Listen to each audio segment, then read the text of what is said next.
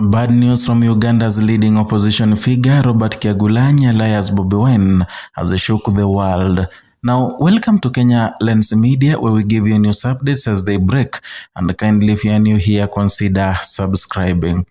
Uganda's leading opposition figure, Robert Kyagulanyi, widely known as Bobi Wine, has accused the country's military of once again breaking into and fully occupying his family home in Magere, near Kampala, in what critics say is part of escalating campaign of intimidation and political repression in the aftermath of the disputed January 15, 2026 general election.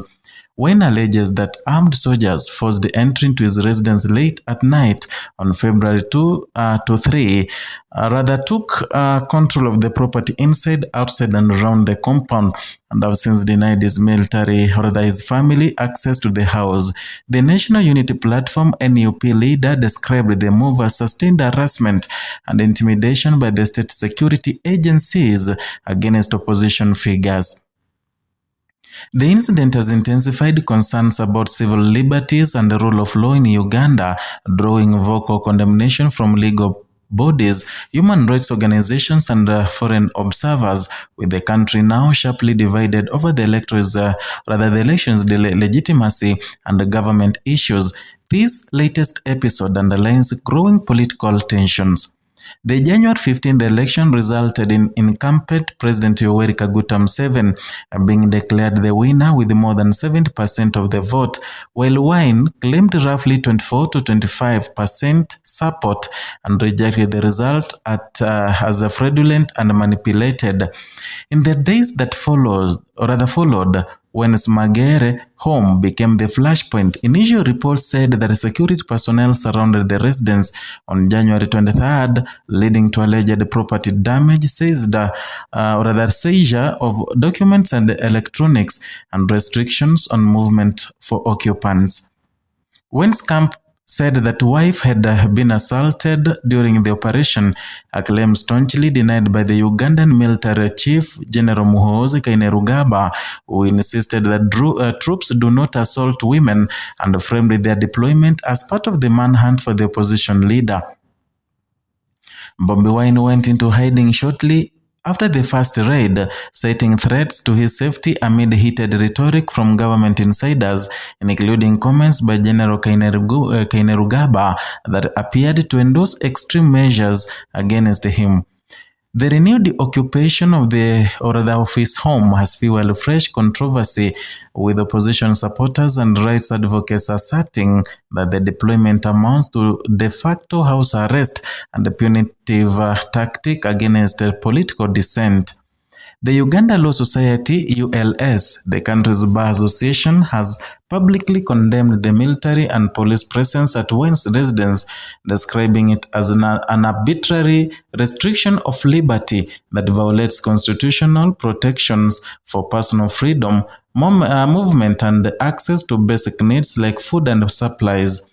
The ULS statement argued that the security forces' actions go beyond protective measures and amount to unlawful confinement and deprivation of livelihood, contrary to Ugandan constitutional rights.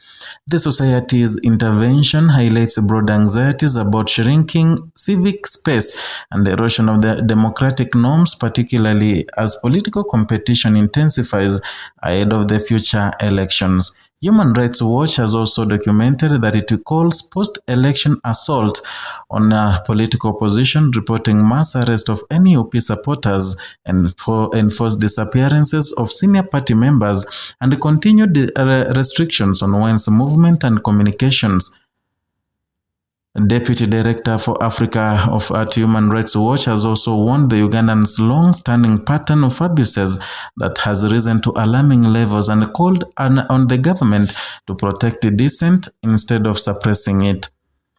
Eyewitnesses account that reports from the civil society groups portray a pattern of intensified security force action against NUP members before, during, and after the vote.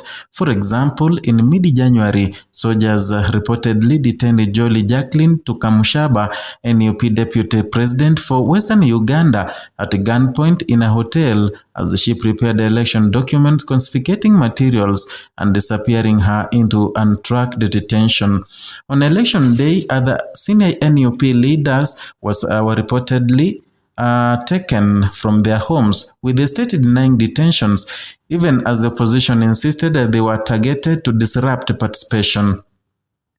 These actions suggest a larger context of state pressure against opposition in infrastructure and leadership at a critical political moment. The situation has sparked alarm beyond Uganda's borders. Senior United States lawyers, or rather lawmakers, have publicly urged the review of security ties with Kampala after inflammatory comments by General Kainerugaba on social media and threats against wine, including calls of sanctions. International rights organizations, including Amnesty International and Human Rights Watch, have criticized the detention of activists and opposition members as part of the broader strategy for suppress dissent. The release on bail of prominent right advocate Sarah Biret, who had been charged for questioning election processes, drew renewed attention to concerns over freedom of expression and judicial independence.